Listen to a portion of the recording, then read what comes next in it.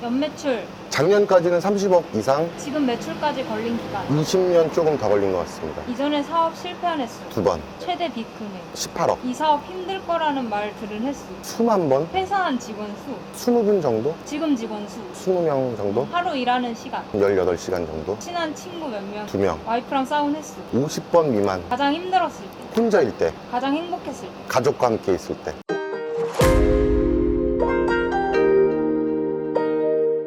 안녕하세요. 네, 반갑습니다. 안녕하세요. 네, 한 번만 자기소개 부탁드립니다. 저는 자영업 이제 20년 차가 넘어갔고, 지금 현재는 한우곱탕 집을 운영하고 또 순대국집도 있고 운영하고 있는 신병철입니다. 네, 대표님 네. 반갑습니다. 반갑습니다. 네. 지금 여주에서 저는 경기도 여주에. 그럼 본거지가 본거지는 강원도에서 시작을 했고요. 이제 여주에 온 지가 16년 차. 혹시 옮기게 된 어떤 계기나 이런 거 있으세요? 옮기게 된 계기는 첫째가 생겼어요. 결혼을 하고 아기가 생겼는데 아기 엄마가 집에 이제 우리가 꿈꾸는 가정은 아빠가 일찍 들어와서 뭐 아이랑 같이 놀아주고 저녁 먹고, 근데 이게 자영업을 처음 시작하니까 그런 현실과 아예 안 맞는 거예요. 그죠, 여유가 없어요. 새벽에 들어오고 새벽에 나가고 아기나 뭐 가족들하고 놀아줄 수 있는 시간 없고, 그러니까 약간 산후우울증처럼 하루하루가 좀 되게 이렇게 힘들어 보이더라고요. 그래서 아예 좀 저는 새로운 환경이지만 우리 가족들을, 여주가 처갓집이 있어서 처갓집 쪽에 오면 친구들을 좀 많이 만날 수 있잖아요.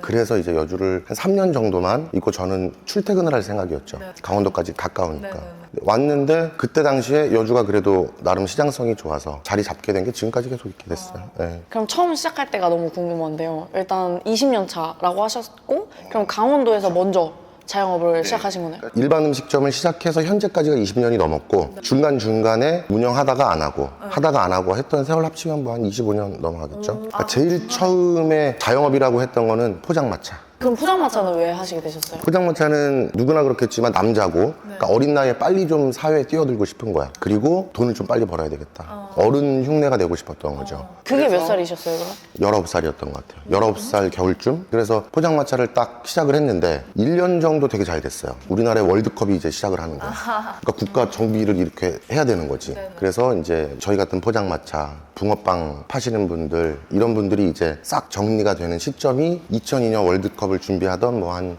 2000년도 그 시기에 이제 정부에서 이거 운영하면 안 된다. 과태료를 계속 부과해서 포장마차를 못 하겠어요? 그때는 정상적인 영업신고나 사업자 등록증을 내고 하는 게 아니니까 길거리에 보면 강변에 있는 포장마차였거든요. 근데 그래도 그걸 시작하는 데 있어서 자본금이 그래도 필요하잖아요. 자본금이 있었죠. 사회생활을 좀 일찍 시작했어요. 학업을 일찍 중단하고, 지금은 물론 이제 고등학교나 대학을 다 마쳤는데 그때는 너무 빨리 사회로 뛰어들고 싶은 거야. 그래서 이제 학교와는 저하고 안 맞는 것 같다. 정리하고 알바도 하고 주방 보조도 해보고 홀서빙도 해보고 별거 다 해봤죠. 그렇게 해서 자본금을 만들어서 그걸로 포터 트럭을 사서 트럭 뒤에 이렇게 포장을 만드는 거야. 그게 혹시 그러면은 그 당시 20년 전, 25년 전 금액으로 얼마였나요? 그때 한 400만 원 정도? 오, 엄청 많이 모은 거 아닌가요? 그죠? 그때 당시는 정말 많이 들어갔죠. 그래서 잠도 뭐 거의 쪽잠 자거나 아니면 그때 일하던 일식집이 있었어요. 지금은 이자카야, 그때 당시에는 로바다야키라고 하던. 그러면 퇴근을 해요, 이렇게. 그러고 난 다음에 다시 가게로 들어가서 가게에서 의자 붙여놓고 자고. 진짜요? 아, 근데 그 19살에 그러기가 너무 쉽지가 않잖아요. 그렇죠. 근데 뭐 가정 환경이나 이런 게 그때 상황에서는 그냥 빨리 사회로 나갔으면 좋겠는 거예요. 어떤 학업의 틀이나 이것보다는 제가 가야 될 곳은 이제 빨리 어른이 돼서 빨리 돈을 벌어서, 이런 게 목적이 너무 컸으니까. 지금은 우리가 포장마차를 이렇게 고정이 되어 있잖아요. 근데 그때 당시만 해도 포터에 운전을 해서 우리가 장사를 해야 될 자리에 가서 포장을 다 펼쳐야 됐어. 이동수단에 포장마차를 얹었던 거죠. 골목에 보면 예전에 리아커를 왜 하잖아요. 그때 당시 조금 더 발전해서 포터에다가 이제 두는 거죠.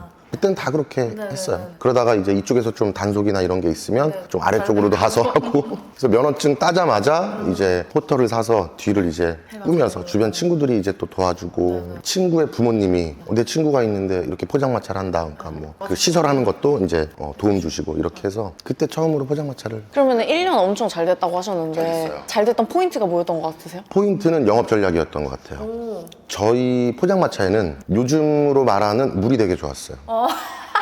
어렸을 때지만 나름의 어떤 전략 이런 걸 생각해야 되겠다. 포장마차를 이렇게 들여다보니까 지금의 제 나이 대 정도 되어 있는 술이 어느 정도 되신 분들이 막차로 들르는 포장마차 같은 분위기. 그래서 이제 영업 전략을 꾸리자. 영업을 시작해서 초저녁 10시나 11시까지는 일반 직장인 분들이라던가 자영업 하시는 분들도 마치고 오시고, 그러다가 11시 정도가 되면 그때부터 화류객 분들이 되게 많이 왔어요. 이런 데 계신 분들이 올 수 있는 분위기. 그때는 포장마차를 하시는 연령대들이 나이대들이 높으시니까 막 지금으로 따지면 뽕짱 음악, 뭐 카페 음악 틀고 이렇게 영업을 하실 때 저희는 그때 당시에 막 백지영 노래 막 이렇게 좀 약간 트렌드하게 가셨구나. 노래를 하고 어두침침하지 않고 밝게. 약간 요즘으로 따지면 약간 홍대 헌팅포차 같은 느낌을 조금 그래도 구현하신 거네요. 네, 그렇게 되니까 그때 느꼈죠. 그래서 이제 좀 제 기준에 예쁘고 매너 좋으신 분들이 오신다 그러면 지금으로 따지면 창가 쪽에 앉으시라 그러면.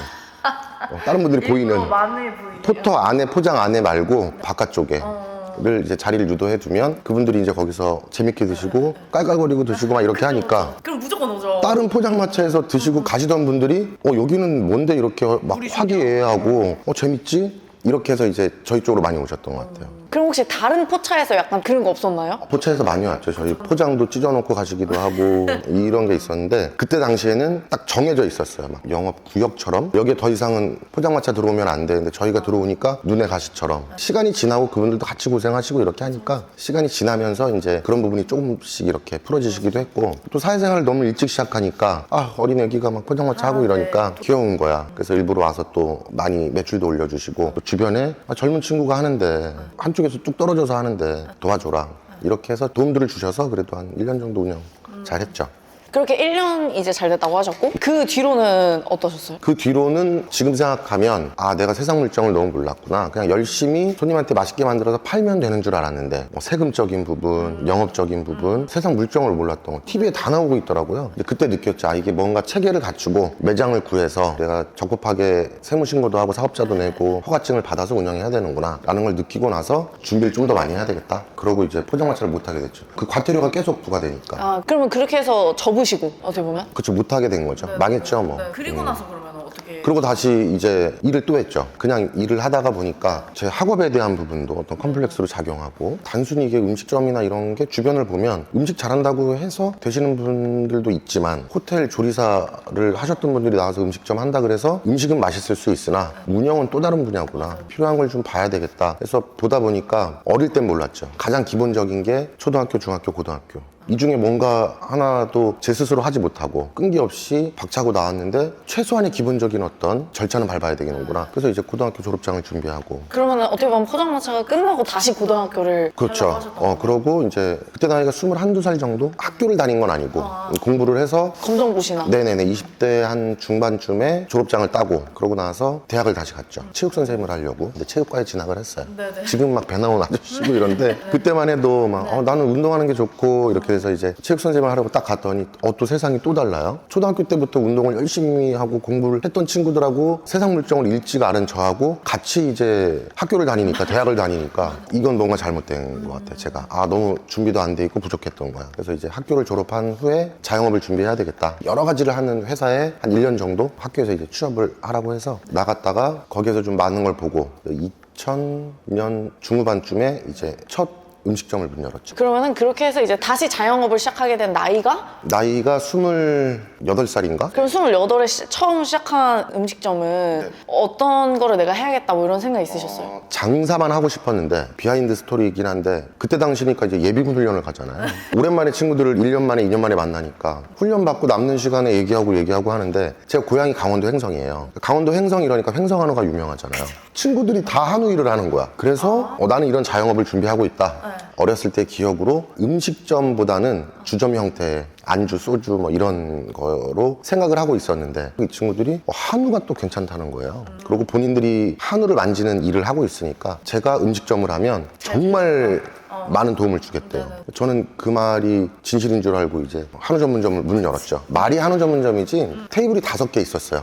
보증금 200에 20만 원. 200에 20만 원. 엄청 좁았네요, 그러면 애초에. 좁았죠. 그 식당 상가가 아니에요. 큰 방에 테이블 3개, 작은 방에 테이블 2개, 거실에서는 제가 고기 썰고, 그리고 제일 작은 방은 주방. 주택을 이제 일반 음식점으로 개조를 해서 마당에서 숲을 피우고 이렇게 해서 정말 친구들이 많이 도와줄 거라고 생각하고 한우 전문점을 문을 열었죠. 그러면 혹시 그걸 할 때는 처음에 약간 포장마차를 해봤기 때문에 또 다시 보이는 게 있잖아요. 그렇죠. 그때 그래서 가장 고려하셨던 건 뭐예요? 음식점은 또 전문점은 전문성이 있어야 된다라는 생각이 있었어요. 그러니까 포장마차를 제가 해보니까 영업도 잘 되고 장사도 잘 되고 손님도 많았는데 문제는 이런저런 제약에 걸림돌이 너무 많잖아요. 그러니까 내일이 불확실한 거예요. 그래서 그거를 찾기 위해서는 한우 전문점만 해야 되겠다. 한 가지. 그러니까 어떤 음식을 여러 가지가 아니라 어떤 전문으로 하는. 가지. 그럼 그 당시에는 전문점 같은 게 많았나요? 그때는 뭐 한우 전문점도 있고 그리고 뭐 예를 들어 백반 전문점 이런 식으로 이렇게 있긴 했는데 그때도 이렇게 보면 어떤 데 삼겹살도 팔고 써있기로는 한식 전문점. 근데 한식이라는 게 되게 포괄적이잖아요. 뭐 오리구이도 팔고 갑자기 동태찌개도 팔고 이런 것들이 좀 많았는데 저는 무조건 구이용 한우 전문점을 차려서 하자 이렇게 해서 테이블 5개고 좀 보잘것없지만 그때만 해도 한우 전문점 이러면 인테리어가 잘 돼 있고 공간이 좀 여유가 있고 그렇게 했는데 반대로 이제 운영을 한 거죠. 너무 허름하고 문 열 때 드르륵 잘못하면 문짝이 떨어져요. 문짝이 떨어질 수 있으니 주의하라고 문구도 적어놓고 근데 그게 오히려 또 좀 감성이 있어. 그렇죠. 한우를 드시는 분들 입장에서는 야 우리가 언제부터 무슨 가야금 흘리고 이러는 데서 한우를 먹었어. 예전엔 다 이런 데서 먹었지. 라는 이제 또 그게 있어서 의외로 또 단골층들이 딱 생기더라고요. 나이대가 50대, 60대. 그럼 좀 금액이 고급 음식점에 비해서 저렴하게 했나요? 저렴했죠. 그러니까 어떻게 보면 포지션을 다르게 가져간 거네요. 그쵸, 한 10년, 20년 이전으로 돌려놓은 것 같은 느낌? 지금 시대로 따지면 삼겹살이 16,000원, 18,000원 하면 저희는 12,000원.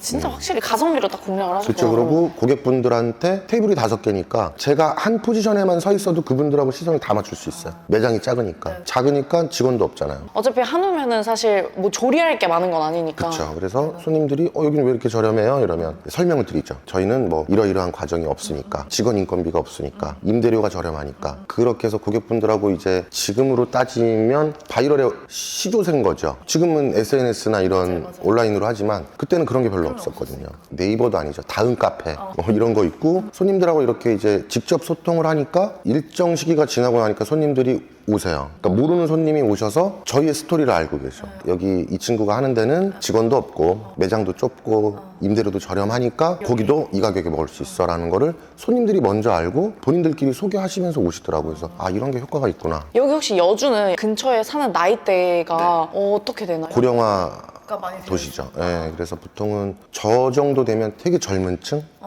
여주에서 지금 그러면은 실례지만 나이가 40대 후반이죠. 네, 되게 젊고 어린 층에 속하더라고요. 그러니까 보통은 보면 다 어르신들이 좀 많고 뭐 네이버라던가 아니면 요즘 뭐 유튜브나 뭐 인스타나 이런 것도 필요하지만 예를 들어 길목 장사라던가 수도권에 집중되어 있는 곳이 아니면 저는 오프라인에서의 그게 확실히 좀 중요한 것 같다. 네. 일단 그럼 그때 처음에 혼자 하신 한우집은 그럼 꽤 잘 됐네요? 초반에 6개월 정도 너무 힘들었죠. 근데 우울증도 오고 문 열면 뭐 고기나 이런 거 잘 해준다고 했던 친구들은 다 바쁘고 문만 열면 예전 그 포장마차 때의 생각에 문 열면 손님이 올 줄 알았고 6개월 동안 정말 집에 생활비도 한 번 못 갖다 주고 6개월 뒤에는 손님들이 조금씩 이렇게 그러니까 꽁치는 날이 없어지더라고요. 그게 원인이 뭐였다고 생각하세요? 일단은 지속성, 그리고 두 번째는 거기가 오픈되어 있었어요. 길 가면서 다 이렇게 식당 마당이 들여다 보이고 그러면서 그 마당에서 손님이 없으니까 이제 뼈를 얻어오거나 이런 거를 가지고 이제 곰탕을 끓였죠. 마당에 곰탕을 끓여서 뭐 곰탕으로 손님들 오시면 뭐 서비스도 드리고 그런데 곰탕 끓이고 있는데 그 동네 할머니들이 곰탕을 사러 오세요. 그러다 보니까 손님들이 여긴 뭐지? 이래서 이제 밖에 현수막도 좀 걸어두고 이런 걸 파는 데다 이렇게 하다 보니까 식당 주변에 사시는 분들이 이제 오시기 시작하더라고요. 그러니까 저는 돈이 없어서 그날 판매할 고기를 아침에 가서 사가지고 왔거든요. 제 환경상 숙성을 할 수 있는 자금력이 없으니까 그날 사와서 그날 파니까 그때는 저희는 한우 전문점인데 신선한 고기를 파는 곳. 그래서 육회, 육사시미 이런 거는 손님들이 정말 좋아하셨어요. 미리 예약하고 오시고 그럴 수밖에 없는 게 테이블이 5개라 예약 안 하시면 저녁에 못 드시는 거예요. 그럼 그 고깃집은 언제까지 하셨어요? 그 자리에서 3년, 나머지 2년 6개월은 장사 잘 됐어요. 진짜요? 그러면 그 당시는 장사 잘 됐을 때 최대 매출? 최대 매출은 테이블 5개로 380만 원? 진짜 대박인 거 아니에요? 대박인 거죠. 근데 네.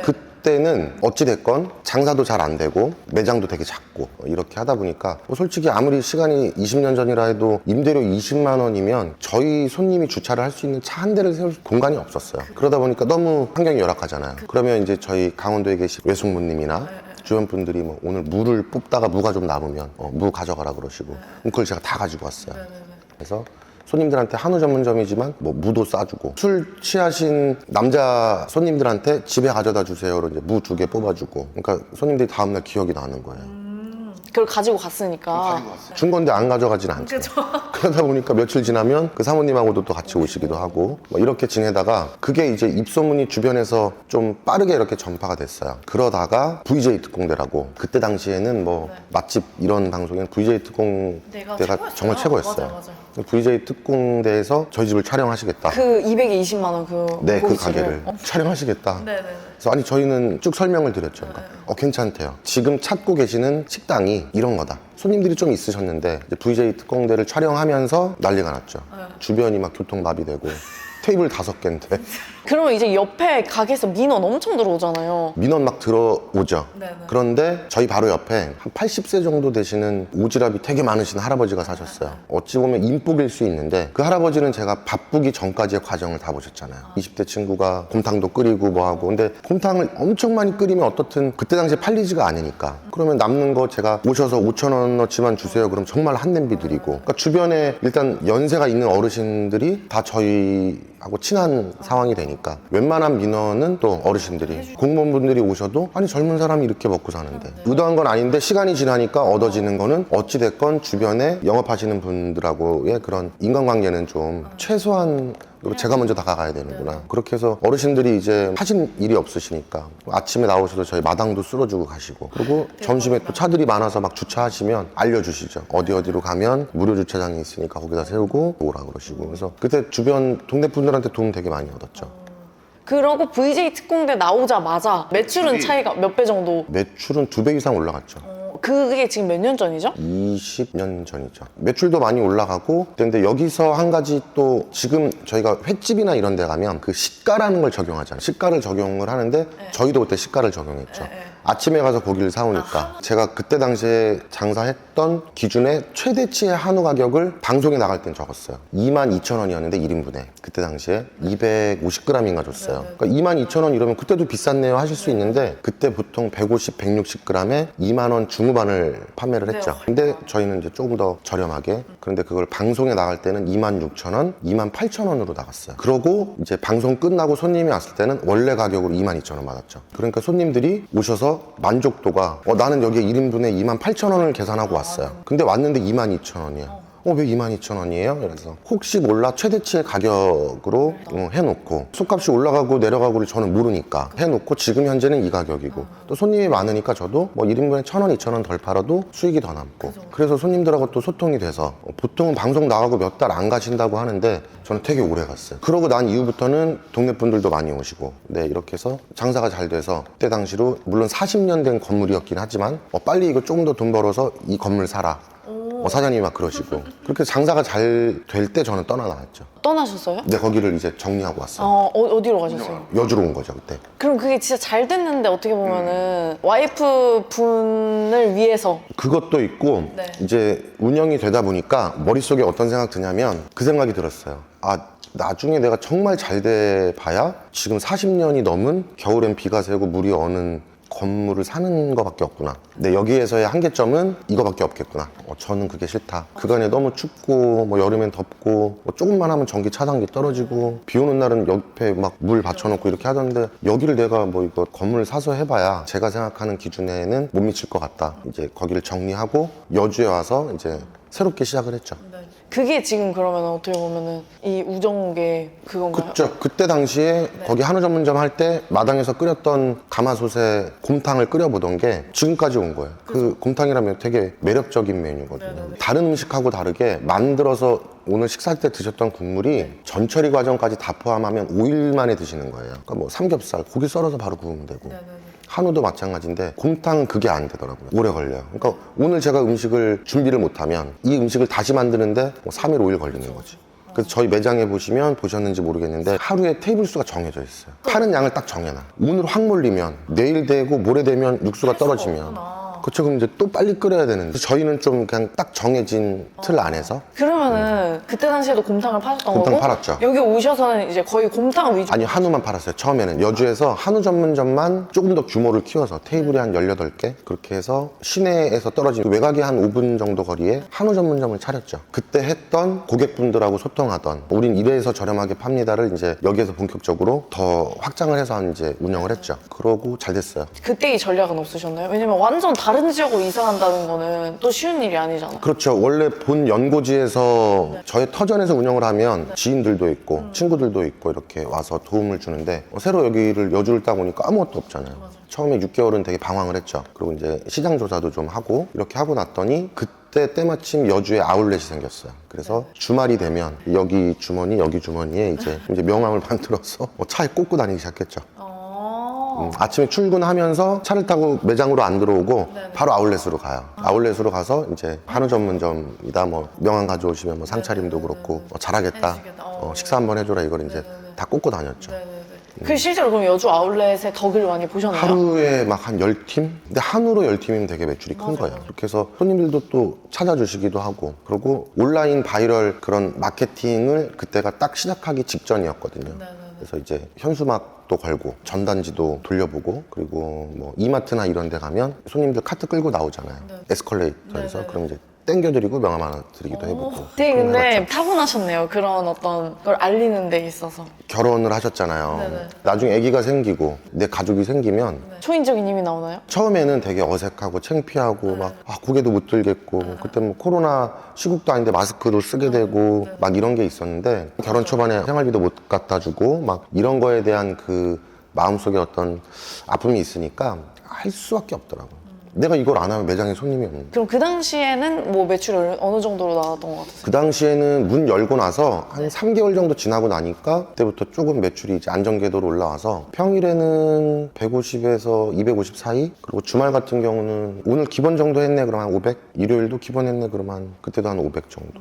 근데 사실 논길 이런 데다가 창업한다는 게 너무 쉽지가 않잖아요. 그러니까 그런 거를 결정하는 거에 대해서는 어떻게 보면은 대표님이 그런 자신감도 있으셨던 거 아닐까요? 그렇죠. 근데 저는 생각하기에 포장마차 이후에 그 식당에 대한 머릿속의 생각을 어떻게 했냐면 한두 달, 1년, 2년 생각하진 않았어요. 10년, 20년. 그래서 한우 전문점을 10년 했어요. 근데 사실 이게 진짜 난이도가 높은 거잖아요.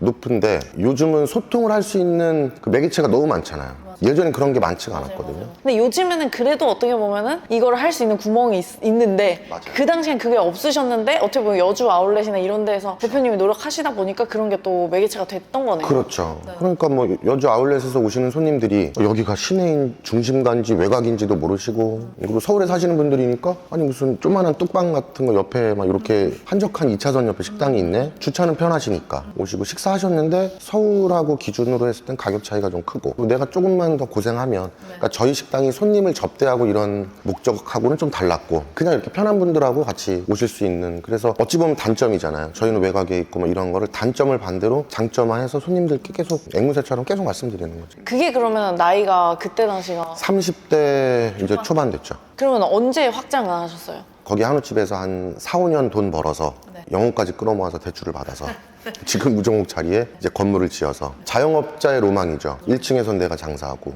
여기도 이건 이제 제가 법인회사로 다 전환을 했으니까 여기는 회사 건물 풀대출을 받아서 건물을 지었죠. 이제 양쪽으로 이렇게 관리 운영을 하려고 그러니까 그때 당시에는 내공도 좀 부족하고 육체적으로도 벅차고 한쪽은 정리를 해야 되겠다. 그래서 한쪽은 정리를 하고 그리고 이제 지금 우정옥 자리에서만 열심히 운영했죠. 그럼 거기 원래 고깃집이었는데 왜 곰탕집으로 바꾸셨어요? 곰탕이 저에게는 좀 약간 첫사랑 같은 제 삶의 마지막 외식업 중에 메뉴는 곰탕으로 가겠다. 그렇게 해서 이제 곰탕을 계속 그때부터도 이제 운영하게 되면 어떻게 해야지 고깃집을 하고 있으면서도 지금은 솔직히 조금 바빠져서 그런 여유가 없었는데 초창기 때 이제 여기 10년 전에는 하면 아이들 엄마 가족분들이나 제일 큰 그릇 가지고 오세요 이러면 만둣국 끓여 드시라고 제가 끓인 육수 저는 이제 테스트도 해볼 겸 반응도 볼 겸 그렇게 운영하다가 이제 곰탕에 대한 어느 정도 이제 확신이나 메뉴를 딱 가지고 난 다음부터는 곰탕으로 가자. 그래서 이제 곰탕으로 과감하게 업종을 변경했죠. 곰탕으로 바꾸고 나서는 어떠셨어요? 바꾸고 나선 주변에서 다 뭐 오만 잔소리들이 뭐 왜 잘 되는 고깃집을 정리하고 곰탕집을 왜 운영을 해가지고 이 추운 날 이 고생을 하냐 뭐 저희 어머님도 마찬가지, 애기 엄마 또한 마찬가지. 그러니까 주변 지인들도 그렇고 다 모든 분들이 다 곰탕을 왜? 라고 생각했죠. 근데 저는 이제 자영업을 이제 좀 어느 정도 하다 보니까 저만의 좀 어떤 개통 철학 같은 것도 좀 생기고, 그리고 실제로 그 곰탕을 끓이는 거에 있어서 매력이 되게 커요. 고깃집을 운영해 보니까 요즘 뭐 대형 프랜차이즈들이 뭐 200평, 300평, 뭐 10몇 억씩 들여가지고 고깃집 차리면 그 주변에 있는 반경 뭐 한 1, 200m에 있는 고깃집 다 죽거든요. 경쟁을 할 수 있는 게 없는 거예요. 생각해보니까 곰탕은 또 경쟁력이 있잖아요. 물론 끓이는 게 너무 힘들지만 그게 뭐 장점이자 단점일 수는 있는데, 그게 좀 경쟁력도 갖추고 1, 2년 하고 말 거 아니고 장기로 10년, 20년 해야 되는 메뉴, 그리고 저 또한 스스로 나태해지지 않고 좀 열심히 지낼 수 있고, 누군가와 소통해도 곰탕이라는 메뉴 하나 가지고 좀 소통할 수 있고, 점점 우리나라는 이제 고령화 사회로 본격적으로 접어들어 있고, 그러다 보니까 이제 그 메뉴가 뭘까? 그래서 예전부터 하려고 했던 곰탕을 시작을 하게 됐죠. 지금 여기 그럼 우정욱 하신 지가 얼마나 되셨죠? 여기에서는 한 지금 12년 차 되는데 딱 이제 상호를 바꾸고 한 거는 6, 7년 됐죠. 그러면 우정욱 하시면서 어떻게 보면 지금 가게 매출보다는 온라인 판매가 훨씬 더 많다고 하시잖아요. 그럼 그 온라인 판매를 해야겠다는 생각을 사실 보통은 못 하시잖아요. 근데 대표님은 그 생각은 어떻게 드셨어요? 아, 내가 온라인 판매 이거 해봐야겠다. 온라인 판매를 해봐야 되겠다라는 생각은 어떻게 했냐면, 예를 들어 우리 가족들이 전국에 다 살고 있어요.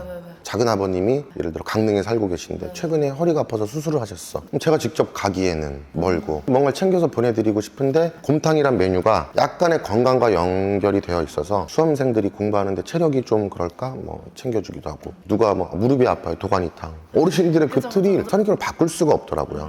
그래서 어르신들도 저희 집에서 곰탕을 구매하셔서 직접 집에 가셔서 포장을 해서 택배로 자제분들한테 보내기도 하고, 이제 흐름이 그렇게 흘러갈 거라고 저는 생각을 했었죠. 왜냐하면 제가 그렇게 했으니까. 제가 친한 가족이 서울에 사는데 여주에 고구마가 유명해, 보내주거든요. 그렇게 되다 보니까 이제는 어떤 경쟁력이라던가 아니면 고객과의 그런 신뢰를 가지고 있으면 온라인에 대한 우리가 생각하는 가장 기초적인 거, 뭐 네이버라던가 뭐 쿠팡이라던가 이런 데 보면 써 있잖아요. 뭐라고 써 있냐면 내 집에서 클릭 몇 번으로 제주도에 있는 감귤을 받아 먹고, 그러니까 대기업이 흘러가는 흐름이 그렇게 갈 거라는 게 이미 다 알려준 거거든요. 그러니까 저라고 생각한 건 아니고, 그러니까 아, 네이버나 이런 쪽도 쿠팡이나 이런 쪽도 여러 가지 온라인 플랫폼들이 이제는 바쁜 일상 속에서 속초에 가서 꼭 굳이 닭강정을 사러 안 가도 내가 집에서 먹을 수 있게끔. 근데 매장이 서울 한복판에다가 분점을 낸다는 건 쉽지가 않거든요. 그래서 아, 우리는 이제 전략을 그때부터는 식당을 문을 열었지만 저의 최종 목표는 이제 온라인으로 고객의 식탁까지 우리 곰탕을 보내야 되겠다를 가지고 시작했죠. 근데 그러면은 그 당시에 그걸 보내려면은 뭔가 택배 서비스나 이런 게 갖춰져야 되잖아요. 그럼 그때 어떤 시설이나 이런 건 어떻게 하셨어요? 그런 거는 매장에서 직접 이제 포장했죠, 저희가. 포장을 해서 얼려서 이제 이렇게 진열해놓고 사가지고 가시는 것도 있고, 이걸 이제 저희가 아이스박스에 담아서 택배로 보내기도 하고. 그러니까 초반에는 택배 수량이 안 나오잖아요. 수량이 안 나오니까 이마트 24 편의점에서 선 예약을 하고 하면 500원 할인해줬어요. 그러면 편의점 바로 옆에 있는 사람께 가서 운송장 출력해가지고 여기에 붙여서 500원 할인받고, 그렇게 해서 택배 비용도 조금 더 비용을 주고 이제 매일매일 편의점에 왔다 갔다 택배를 보내기도 하고, 그렇게 시작을 했죠. 그러고 나서 고객분들이 만족도가 있으신 고객님들은 이거 우리 아이들이 여주 갔다가 먹고 보내줬는데 집에서 우리 끓이기 너무 힘들었는데 이걸 사려면 어떻게 사냐를 이제 또 전화 주시면 제가 직접 받아서 설명드리고, 그러면서 이제 계속 손님들하고 소통을 했죠. 그러다 보니까 이게 온라인에서 단순히 광고나 어떤 마케팅으로만 유입되는 거를 보기 이전에 그거는 사실은 수만 대 1의 경쟁률을 뚫어야 되고, 또 들어오신다고 해서 구매를 하신다는 보장도 되게 확률도 떨어지고, 또 소비자분들이 스마트 스토어나 이 그 링크 페이지를 보고 저희 집을 선택하는 거에 있어서 신뢰를 전달하기가 쉽지가 않아요. 그래서 저는 반대로 이제 저희 매장에 오신 손님들한테 인사드리거나 이렇게 계산 받거나 할 때 지금도 그렇게 말씀드리거든요. 우리 어디에서 이거 먹으러 왔는데 너무 맛있었다고 그러면 제가 이제 명함도 드리고, 저희 택배도 되니까 택배로 주문해 주셔라. 아까도 제가 밥 먹을 때 보니까 그냥 그것만 딱 사러 오신 분이 있더라고요. 많이 있으세요. 이제 그 부분을 먼저 기초적인 거를 매장에서 갖추고 매장에서 운영해보고, 이제 고객분들이 대면을 해서 주문을 받아보고 보내드리고 이러니까 보관할 때 편리함 또는 불편함 이런 모든 걸 제가 다 피드백 받을 수 있는 거죠. 그러니까 어르신들이 전화 주셔서 이건 이렇게 해서 나는 이렇게 보관하기보다는 어떻게 보관하는 게 낫고, 이런 거를 이제 다 알려주시면 또 그거대로 바꿔서 또 다음 고객님께도 보내드려보고. 그래서 실제로는 지금은 제가 이렇게 만들어서 보내드린다가 아니라 고객분들이 선호하시는 방식을 알려주신 거를 제가 그대로 따라하고 있는 거죠. 그러면은 약간 온라인을 하시면서도 스마트 스토어도 마케팅을 다 스마트 하시잖아요. 스토어도 그게 보니까 지금도 곰탕이라고 네이버에 치면은 1페이지에 있으시더라고요. 이거 우정욱이. 네네. 근데 사실 그게 약간 좀 그런 것 같아요. 뭔가 마케팅이라는 것도 아까 제가 말씀하시면서 느낀 건데 이게 솔직히 처음에 오픈하자마자 아무리 상세 페이지 해놔도 솔직히 안 사거든요. 왜냐면 리뷰가 중요해요. 그런 게 또. 근데 리뷰라는 것도 또 일부러 쌓는 것도 너무 한계가 있거든요. 근데 그거를 이제 어떻게 보면 오프라인으로 쌓으셔서 그게 이제 좀 있다 보니까 나중에는 광고를 태워도 그게 좀 더 효과가 있었던 것 같아요. 그렇죠. 그러니까 이게 온라인이 저희 같은 자영업자분들이 느끼시기에 온라인 광고에서 효과가 없다는 건 거짓말이에요. 무조건 효과가 있죠. 근데 제일 중요한 건 온라인 광고 자체가 양날의 검이에요. 내가 뭔가 준비를 하고 뭔가 탄탄한 과정을 밟아갔으면 온라인 효과가 있는 거고. 그게 이제 대표님한테는 오프라인에 고객이 와서 리뷰를 작성해주고 하는 그런 기본적인 게 받쳐준 다음에 광고를 더 했으니까 도움이 되는데 그게 아니라 이제 대부분의 분들은 그런 준비는 안 하고 일단 그냥 광고에서 팔아달라고 하거든요. 그렇죠. 근데 이걸 광고에서 팔아달라고 그러면 저도 최근에 쿠팡에 입점을 해서 광고 비용을 하루에 10,000원씩 써보고 있거든요. 어떤 날은 주문이 하나도 안 들어와요. 그러니까 순수하게 시작을 해보는데 어떤 날은 또 10,000원 광고비를 썼는데 10만 원이 주문 들어올 때도 있고. 근데 그렇게 따지면 10,000원에 10만 원이면 우리가 생각하기에는 10만 원을 쓴 100만 원 매출이 나와요. 절대 그런 게 안 되거든요. 제일 중요한 건 어떤 저희가 광고를 했을 때 광고 또한 최소한의 준비를 해놓고 나서 광고를 하고 그 광고에 대한 기대치를 생각하셔야 되는데 이제 문 열었어요. 한 달 됐어요. 근데 막 광고한다고 손님이 몰려드는 절대 안 그러거든요. 몰리려고 오셨다가도 보고 다시 나가시고. 온라인 광고, 마케팅 당연히 필요하죠. 자영업자분들은. 하지만 무조건 양날의 검인 거예요. 그럼 이제 대표님은 지금 이제 유튜브도 하고 계시잖아요. 처음에는 음식 레시피 기준으로 하시고 그 다음에 이제 점점 지금은 이제 자영업자분들을 대상으로 이야기하는 이제 채널도 하고 계신데 유튜브로 해야겠다라는 어떤 계기가 있으셨어요? 처음에는 어떤 취지였냐면 작은 거 하나 저는 당연한 건데 모르시는 분들도 많으시고 나의 당연함이 누군가에게는 뭐 6개월간의 고민이었네? 이런 게 있어서 또 곰탕을 끓이다 보니까 시간이 되게 많이 남아요. 뭐 끓을 때까지 기다려야 되고 그 시간에 뭐 이제 예를 들면 시금치를 삶는데 어떻게 삶는지를 모르시는 분이 있더라고요. 저희는 그냥 일상인데 그런 것도 좀 올려보고 꼬막도 이제 어떻게 삶는지. 근데 다른 분들 보니까 꼬막을 삶는 법에 대한 걸 알려주시더라고요. 아 이런 것도 있네. 근데 남들이 삶는데 나도 똑같이 삶을 수는 없잖아요. 나는 어떻게 다르게 삶을까? 꼬막 살이 줄지 않게 삶는 거를 찾았죠. 요리 연구가 이런 분들이 쫙 해놓은 게 있는데 저 같은 사람이 거기서 처음에 얼굴 나오는 것도 너무 부끄러워서 얼굴도 없었어요. 그러고 영상만 찍고 더빙을 했어요. 말을 못 해가지고. 말하면 타이밍이 벌써 꼬막은 끓고 있는데 말은 벌써 이제 이게 안 맞는 거죠. 그래서 나중에 이제 더빙을 해서 했는데 되게 막 허접하게 이렇게 했는데 어느 한 날 자고 일어날 때 갑자기 막 유튜브에 들어갔는데 종이에 알림에 댓글이 되게 많아졌어요. 저 정말 깜짝 놀란 거예요. 그래서 애기 엄마 보고 야 씨 사람들이 꼬막을 삶는 거에 깜짝 놀래네. 그때 막 조회수가 막 올라가더라고요. 그래서 아 여기 유튜브 또한 마찬가지로 다 사람 사는 곳이어서 그러니까 누군가 어떤 정보 소통이나 이런 게 좋구나. 그래서 소통할 수 있는 그렇다고 제가 일일이 사람을 만나고 찾아다닐 수는 없으니까 저는 이렇게 합니다 하고 이제 점점 이제 범위를 넓혀서 저희 매장에서 뭐 곰탕 끓이는 것도 영상에 담아보고 그래서 저희 메뉴는 이렇게 만듭니다를 손님들한테 유튜브로 이제 직접적이나 아니면 간접적으로 다 좀 알려드리고 이렇게 하는 거죠. 대표님 유튜브를 봤을 때 제가 진짜 놀랐던 건 뭐냐면 일단 첫 번째로 지금 이렇게까지 생각하시고 한 줄은 몰랐는데 이렇게 하셨다고 하면 진짜 전 너무 대박이라고 생각하고 왜냐면 어떻게 보면은 나이가 당연히 많으신 건 아니지만 40대 후반에 유튜브를 시작해서 그렇게까지 생각해서 하시는 분이 일단은 제가 봤을 때 진짜 말도 안 되는 상위권이고 그 다음에 대표님이 그래도 전략적으로 했기 때문에 저는 일단은 유튜브가 어느 정도 지금까지 할 수 있었다고 생각하고 또 두 번째로 뭐냐면 저처럼 이제 완전히 의도를 갖고 유튜브를 하잖아요.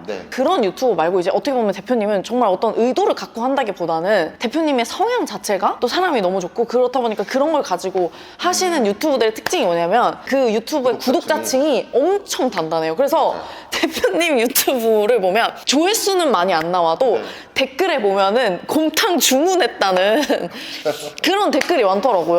어떻게 보면 그 구독자에서 그 정도 구매율이 나오기가 쉽지가 않거든요. 그쵸. 그러니까 이게 되게 재밌는 건 지금까지도 단 한 번도 구독자분이 줄은 날은 없더라고요.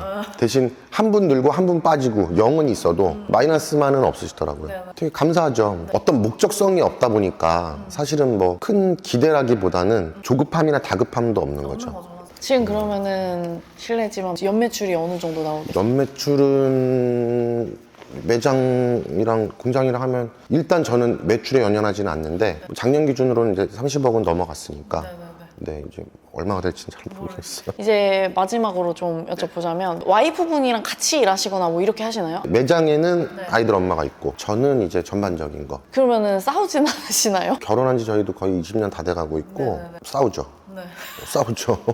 아니 제가 보니까는 자영업 단위에서는 사실 거의 부부분들이 같이 일하시잖아요. 거기에서 서로 너무 많이 이제 싸우고 그래서 이제 좀 안 좋아지는 경우도 굉장히 많이 계시더라고요. 근데 그럼에도 불구하고 지금까지 20년 동안 와이프분하고 같이 일을 할 수 있었던 이제 아이들 엄마가 내려와서 도와주기 시작한 거는 한 5년 정도 전부터 매장에 이제 김치를 이제 해주면서부터 내려온 거고 그전엔 제가 혼자 운영했죠. 근데 저도 초반에 많이 싸우더라고요. 그래서 이렇게 지내면 안 되겠다. 그래서 저는 아이들 엄마하고 어떤 뭐 부부다, 아이들의 엄마다 이런 거 이전에 세상에서 가장 친한 친구라고 생각해서 운영하면서 역할 분담을 좀 나눴어요. 같은 공간에 있어도 동일한 걸 같이 하면 의견차가 자꾸 생겨요. 그러다 보니까 역할 분담을 서로 나눴죠. 그러고 그 역할 분담을 하는 거에 있어서 어떠한 일이 있어도 일단 저는 존중해 주죠. 그러고 난 다음에 그 순간이 지나고 나서 커피 한 잔 마시거나 이러면서 이제 좀 편하게 얘기해 주죠.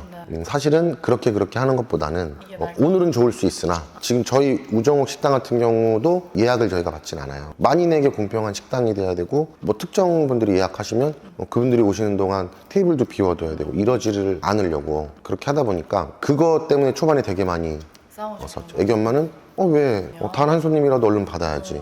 어차피 오실 건데 예약하는 게 무슨 의미가 있냐. 우리 메뉴가 뭐 어떤 단체 모임을 하는 메뉴도 아니고 점심시간에 그럼 예약하면 그 테이블은 30분 이전부터 다른 손님을 못 받고 우리 매출이 떨어지는 문제가 아니라 우리 집에 오는 손님들은 모두가 공평하게 우리 예약 안 받겠다를 애기 엄마랑 나누는데 몇 년 걸렸죠. 몰래 자꾸 받아 애기 엄마가.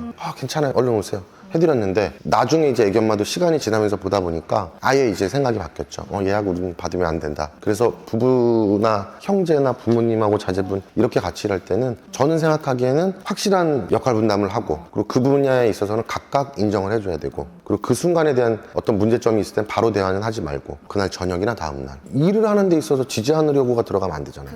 그래서 이제 그런 걸 빼고 나니까 뭐 지금은 크게 싸우고 이러는 거 없이 서로 존중해 주죠. 잘하고 있어요. 그래서 너무 오늘 저도 많이 너무 배웠던 것 같고 또 약간 어떻게 보면은 쉽지 않은 길을 걸으신 것 같다는 느낌은 들어요. 왜냐면은 뭔가 이 영상을 보시는 분들이 사실 대표님처럼 하기가 너무 쉽지 않다고 생각하거든요. 왜냐면은 결국에는 먼저 내가 내줘야 되는데 왔을 때 뭐 하나 더 내준다라는 게 이게 사람이 지금 내가 안 그래도 쪼들리고 있는데 쪼들리고 있는 상황에서 그 내준다라는 거는 쉽지가 않잖아요. 근데 그걸 내줘야 어떻게 보면 오프라인 매장이 지금 쪼들리고 있지만 그럼에도 불구하고 신선도를 지켜야 그 사람들이 다시 오고 그 사람들의 리뷰가 쌓여야 또 내가 온라인도 할 수 있고 뭐 배달도 할 수 있고 했을 때 또 나오는 건데 사실 이제 보통의 분들은 이제 쪼들리는 순간 일단은 이거 다 줄이고 이거 먼저 해봐야지. 이렇게 하다 보니까 어떻게 보면 악순환의 반복이 되는 건데 근데 그거를 그대로 뒤집어서 소비자분 입장에서 생각해보면 A라는 매장은 손님께 뭐 테이블 공간도 좀 여유 있게 제공하고 그리고 또 음식이라던가 이런 부분에 있어서도 가면 빠르게 챙겨주고 이렇게 하고 B라는 매장을 갔더니 사장님이 혼자 운영하시고 이제 이렇게 하는데 메뉴나 이런 거는 조금 늦게 나오긴 하지만 또 음식도 맛이 있을 수 있어요. 근데 그러면 여기에서 소비자분 입장에서는 저희는 직원을 더 쓰고 이렇게 운영하면서 예를 들어 10,000원 또 B라는 매장을 넘어갔어요. 근데 사장님 혼자 본인 스스로가 역할 분담을 다 해서 손님 오면 서빙하고 들어가서 메뉴 만들고 이렇게 해서 주는데 똑같이 10,000원. 우리 한번 생각해 봐야 될 문제인 거지. 고객분들만 뭐라 그럴 게 아니라 우리가 고객 입장으로 돌아가면 고객분들이 그런 거를 내 가족이니까 나를 이해해 줄 수 있는 거지만 소비자는 그렇지 않거든요. 그래서 그런 부분의 문제도 있고 또 이렇게 이런저런 제 그 유튜브 영상 아래도 쉽게 얘기하면 사장님은 지금까지 이렇게 해서 뭔가 제반적인 게 되어 있으니까 그렇게 얘기를 하는 거지. 난 당장 낭떠러지 끝에 있는데 근데 그런 것까지 제가 어떻게는 할 수는 없는데 제가 얘기하는 저의 그 대화 내용의 본질은 음식점은 최소한 5년, 10년, 20년을 내다보고 해야지. 그러니까 오늘은 내가 여기 손님께 1,000원이 적자가 날 수 있어요. 계산으로 따지면. 하지만 이 손님이 다음에 2분, 3분, 4분 오시거든요. 그럼 그땐 다시 저한테 벌어줄 수도 있고. 제가 오늘 손님한테 날 추우니까 따뜻한 쌍화탕을 하나 전해드렸어요. 어떤 날은 오시면 또 손님이 바카스를 사가지고 오세요. 아유, 지난번에 와서 추워서 이랬는데 뭐 고맙다. 그러니까 서로 먼저 나눠야 되는데 이걸 당장 이번 달, 오늘, 이번 주 너무 짧게 잡으시니까 힘든 부분이 있는 것 같아요. 그래서 아직 이제 자영업을 시작하시거나 좀 계획하신다 그러면 저는 지금 있는 거 뭐 일정 금액 대출 얼마 받아서 이것도 물론 중요할 수 있는데 좀 내가 장기적으로 5년 10년 동안 내가 운영할 수 있는 어느 정도의 마음가짐을 준비하시고 하면 좀 고객을 바라보는 생각이 좀 달라질 수도 있고 매장 운영하는 게 좀 달라질 수 있죠. 오늘 네. 얘기해 주셔서 너무 네. 감사하고. 오늘 제가 조금 약간 졸린 느낌이죠. 막 피곤하고 요즘 잠을 정말 잘 못 자서 그래요. 진짜요? 그렇게 안 느껴지셨어요? 아, 그래요? 네네네. 그럼 다행이죠. 네. 네.